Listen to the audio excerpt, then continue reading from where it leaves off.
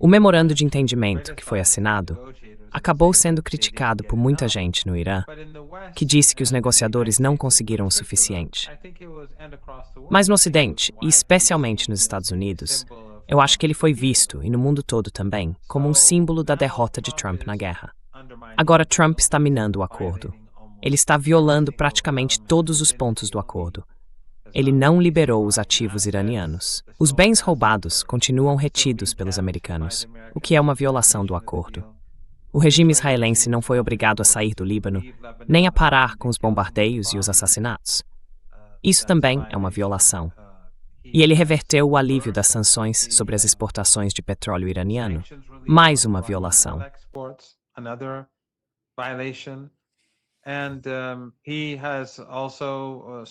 E ele também atacou alvos iranianos várias vezes. Ampliou o regime de sanções. Tudo isso são violações. E além de tudo isso, ele criou um corredor no Estreito de Hormuz, o que é uma violação do artigo 5 do acordo, porque os iranianos deveriam ser os responsáveis pelo corredor durante o período em que o memorando de entendimento está em vigor.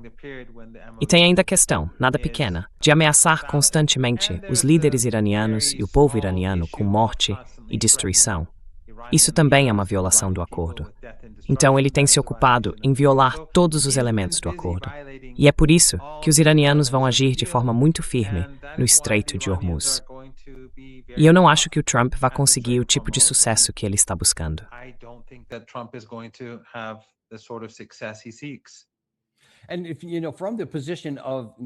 E olha, do ponto de vista das negociações em si, qual é o seu entendimento sobre como isso está afetando a equipe de negociação iraniana? Seja o Ghalibaf, o Arashi ou qualquer outro que esteja lá. Quando eles ouvem o presidente Trump fazer essas declarações, dizendo que tivemos uma reunião de 11 horas, e pelo menos segundo a imprensa ocidental ontem, ou melhor, neste fim de semana, na verdade, não houve nenhuma reunião no Catar. Acho que foi nessa-feira que o presidente Trump disse sim, vai uma reunião na sexta-feira.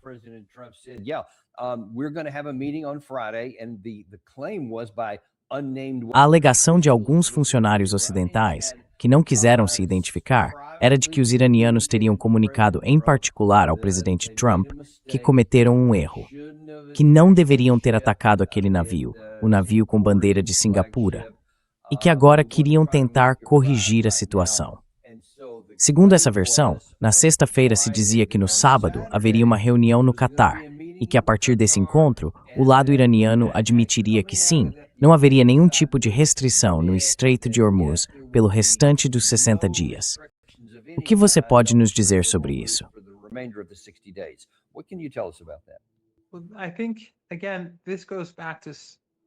Olha, eu acho que, mais uma vez, isso volta para várias coisas que o Trump vem dizendo nos últimos meses e que acabaram se mostrando pura invenção. E essa é só mais uma delas. Quer dizer, no Irã, no começo da guerra, se você lembrar, essa mesma narrativa também estava sendo espalhada, de que não estava claro quem era o líder, quem mandava, esse tipo de bobagem. E de novo é algo que ele parece estar tentando reforçar. Mas a verdade é que a Guarda Revolucionária, o Exército, a polícia ou qualquer outra força não tem autonomia para agir por conta própria. Eles não podem simplesmente sair atacando navios ou alvos fora das águas territoriais iranianas ou além das fronteiras do Irã, sem autorização do Estado e sem o aval do Conselho Supremo de Segurança Nacional. E no fim das contas, esse conselho precisa da aprovação do líder.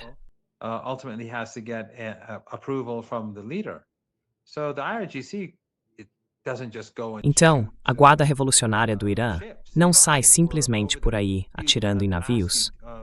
Nos últimos dias, na verdade há mais de alguns dias, os iranianos vinham alertando os navios para não passarem pelo corredor americano. Eles estavam avisando os americanos para não fazerem isso. Antes disso, eu acho que eles já tinham atingido alguns navios com drones, não drones pesados, mas como forma de aviso, para evitar que isso acontecesse. Então, no fim das contas, ao atacar esse navio e depois outros, eu acho que ficou claro que isso estava de acordo com as políticas que eles já vinham seguindo antes. Os iranianos sabem que os americanos têm violado vários pontos diferentes do memorando de entendimento, como eu mencionei. E o que os americanos também queriam era enfraquecer a autoridade do Irã sobre o Estreito de Hormuz, para tirar o poder de pressão que o Irã tem ali. in order to take away Iran's leverage. And so if the Americans had succeeded, Então, se os americanos tivessem conseguido, se o Trump tivesse conseguido tirar o poder de barganha do Irã no Estreito de Hormuz e depois deixasse de cumprir as obrigações dele, ele teria na prática a vantagem. E é por isso que os iranianos não vão permitir que ele controle o Estreito de Hormuz. Eles estão mais do que dispostos a voltar à guerra, uma guerra total, para garantir que ele não tenha o controle do estreito. O que aconteceu nos últimos dias está de acordo com a política iraniana, e dá para entender claramente por que eles fizeram isso. Eles sabem que o Trump está tentando enfraquecer o Irã e que ele já minou o memorando de entendimento. Os negociadores iranianos sabem que não há outra opção a não ser garantir que o corredor continue firmemente nas mãos do Irã.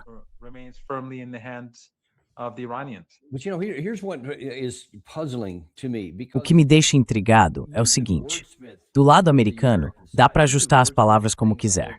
Dá para fazer isso o dia inteiro. O Comando Central pode dizer que o Estreito de Hormuz está aberto e o tráfego está fluindo, que o presidente Trump vai assumir o controle do estreito e por aí vai. Pode dizer que quem violou o memorando de entendimento foram eles, não nós. Que nós não violamos o parágrafo 5 e assim por diante. Tudo isso pode ser dito. Mas quando, além de tudo isso, se afirma que os iranianos participaram de uma negociação de 11 horas, que é o que tudo indica nunca aconteceu, e que eles teriam concordado 10 vezes com um acordo que nunca existiu. Então, onde é que isso deixa a equipe de negociação iraniana?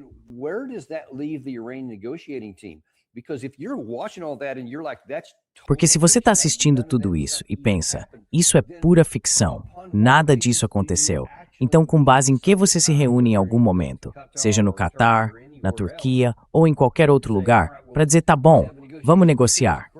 Porque me corrija se eu estiver errado, mas o lado iraniano ainda preferiria, certo, ter o desbloqueio dos ativos, o alívio das sanções restabelecido e tudo mais. E também gostaria de chegar a um ponto em que esse período de 60 dias termine com algum resultado, para que vocês possam começar a falar sobre um possível fim de guerra nas negociações. Parece que é isso que vocês querem, mas como chegar lá nesse cenário?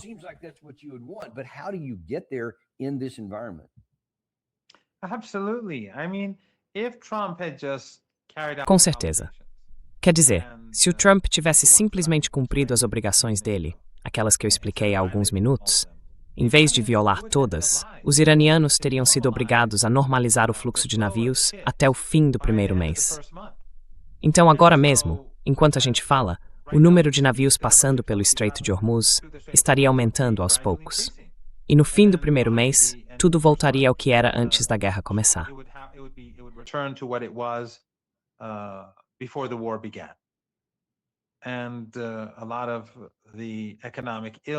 E muitos dos problemas econômicos que o mundo está prestes a enfrentar por causa dessas faltas, e não é só o petróleo bruto, como você sabe melhor do que eu, são todos os produtos petroquímicos, o hélio, os fertilizantes e tudo mais que está faltando no mercado de petróleo.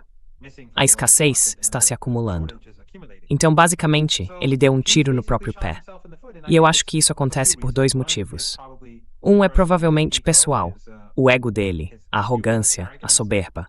E o segundo, muito provavelmente, eu diria que é o regime israelense, o lobby sionista, as mesmas forças que levaram Joe Khan a renunciar e as mesmas forças que mantiveram você fora do poder. Mas isso já é outra história, eu diria.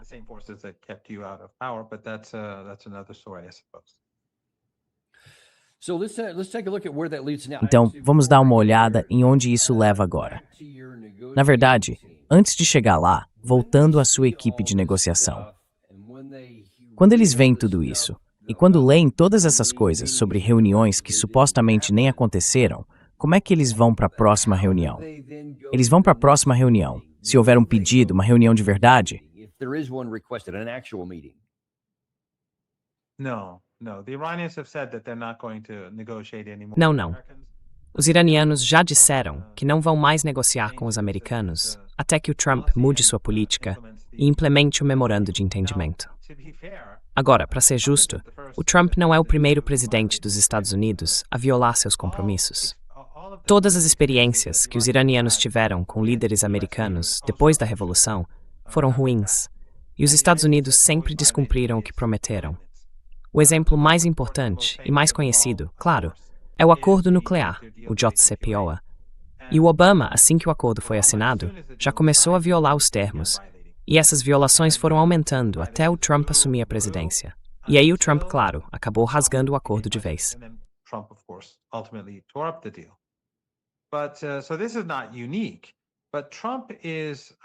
Então isso não é algo único, mas o Trump, eu acho que ele leva isso um passo além, porque simplesmente não dá para confiar nele em nada. Ele mente, ele inventa histórias, ele fabrica acontecimentos. Ele diz qualquer coisa e 2 horas depois muda o que disse e ainda assim consegue sair impune. A base dele ignora. A mídia ocidental, quando o assunto é o Irã, não vai ser tão crítica com ele, por causa do ódio e do desprezo que tem pelo Irã. Então, meio que vão junto com a narrativa, embora possam criticá-lo por erros de cálculo, mas não vão condená-lo por uma guerra de agressão, nem pelas mortes de iranianos, nem nada disso. Mas tem só mais um ponto final que eu queria destacar.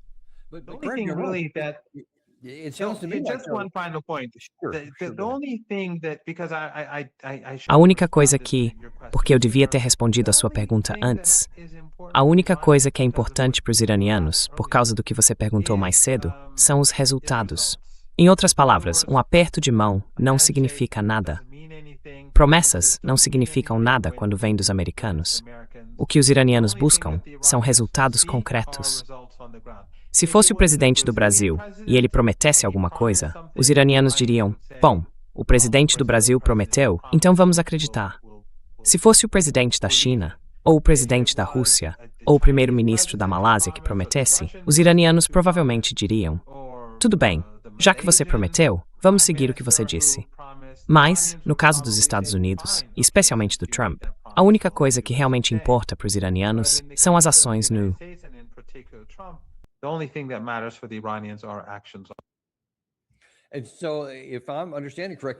Então, se eu entendi direito, esse é um ponto bem importante que você está levantando aqui.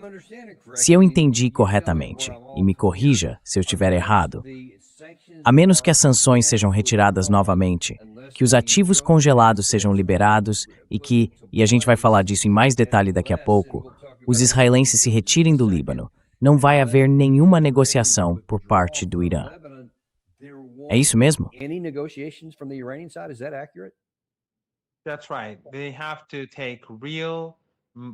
Exatamente. Eles precisam tomar medidas reais para que tudo isso seja colocado em prática. Não só promessas ou ações sem sentido.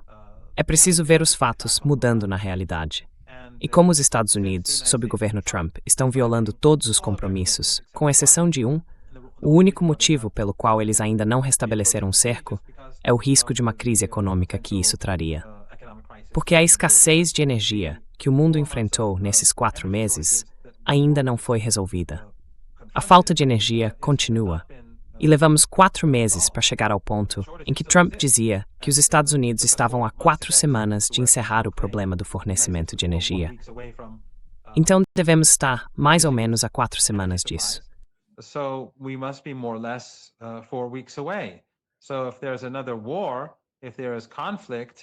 Então, se houver outra guerra, se houver um conflito, se for uma guerra total, a gente vai chegar nesse limite, não só os Estados Unidos, mas o mundo inteiro. Muito antes de 4 meses. Provavelmente vai levar umas 4 semanas, mais ou menos, com 1 ou 2 de diferença. Então, para os iranianos, o que importa agora é que os Estados Unidos ajam, que coloquem em prática o memorando de entendimento. Quer dizer, os iranianos não são ingênuos. Eles sabiam desde o começo que o Trump não tinha nenhuma intenção de cumprir o acordo e que os Estados Unidos, sob o governo dele, não iam simplesmente entregar o dinheiro do Irã, nem mandar os israelenses saírem do Líbano, ameaçando cortar o financiamento e o fornecimento de armas.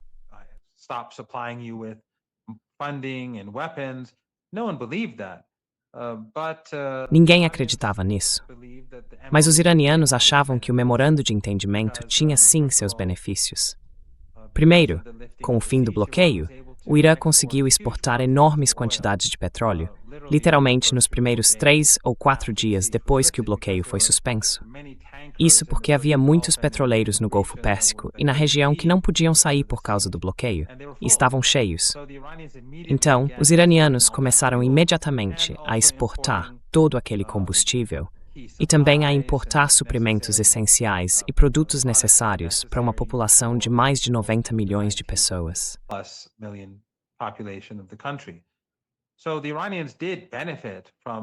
Então, os iranianos se beneficiaram do memorando de entendimento por poderem fazer aquele comércio e ganhar dinheiro. Mas eles sabiam que os Estados Unidos iriam se abster de implementar o acordo. E é por isso que eles fizeram questão de garantir que tivessem poder de barganha dentro do acordo. Os iranianos têm 2 tipos de poder de barganha nesse entendimento.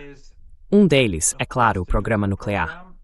Eles dividiram o memorando, que não é exatamente um acordo, mas um entendimento, em 2 partes. A segunda parte entra em jogo se a primeira der resultado e for cumprida, depois que os 2 lados cumprirem suas obrigações, num prazo de 60 dias. Aí as 2 partes chegam a um acordo sobre o programa nuclear e sobre as sanções de forma mais ampla. Então, um dos pontos principais é o programa nuclear.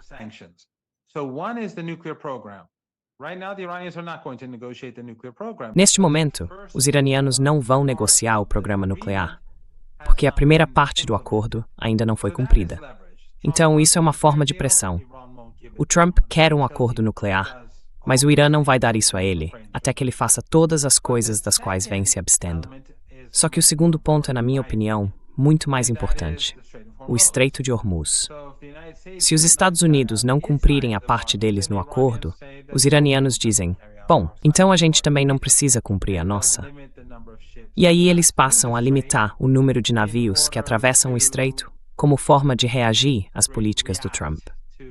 É por isso que o Trump vem tentando enfraquecer a autoridade do Irã naquela região.